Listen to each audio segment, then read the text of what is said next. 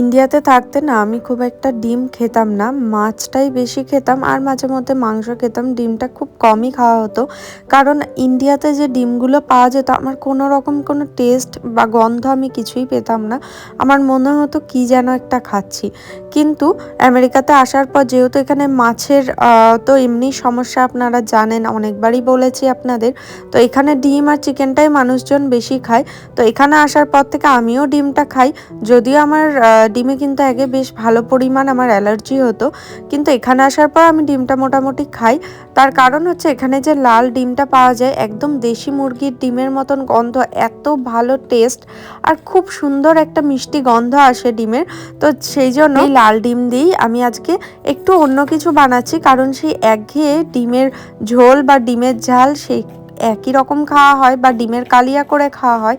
তো আমি সেই যে মনে আছে আপনাদের স্বাদের জন্য আমি প্রিপারেশন করেছিলাম, তো আপনাদের বলেছিলাম যে আমি ইলিশের সর্ষে ইলিশ করব ভেবেছিলাম। তার জন্য আমি সর্ষে আর পোস্ত ভিজিয়েছিলাম, কিন্তু সেটা তো আর ব্যবহার করা হয়নি। তাই ভাবলাম সেটা দিয়েই কিছু করি, সেটা ফালতু নষ্ট হবে, কারণ আমি সর্ষে খুব একটা ব্যবহার করি না রান্নাতে। আমি সেই আগের বছর সর্ষে কিনেছিলাম, সেই সর্ষের প্যাকেটটা আজও কিন্তু আমার কাজে লাগছে, কারণ সর্ষে আমি খুব কম ব্যবহার করি। তো সবার প্রথমে ডিম সিদ্ধ করে তার মধ্যে নুন হলুদ লাগিয়ে কিন্তু ভালো করে ভেজে নিয়েছি।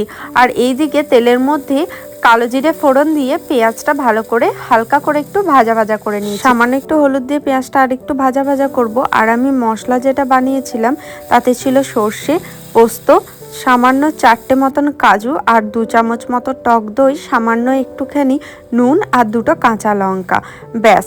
আর কিছু কিন্তু আমি দিইনি। তো সেই মশলাটাই এখানে দিয়ে দেব, আর মশলা ধোয়া জলটাও অবশ্যই দিয়ে দেব, যেহেতু সর্ষে আছে খুব বেশি কিন্তু মশলা কষানো যাবে না, তাহলেই কিন্তু তেতো হয়ে যাবে।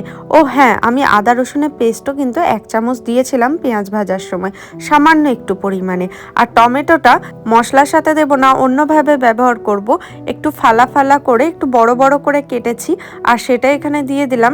তারপর দিয়ে দিচ্ছি ডিমটা, সামান্য একটুখানি চিনি দিলাম টেস্টটা ব্যালেন্স করার জন্য, আর 2টো কাঁচা লঙ্কা।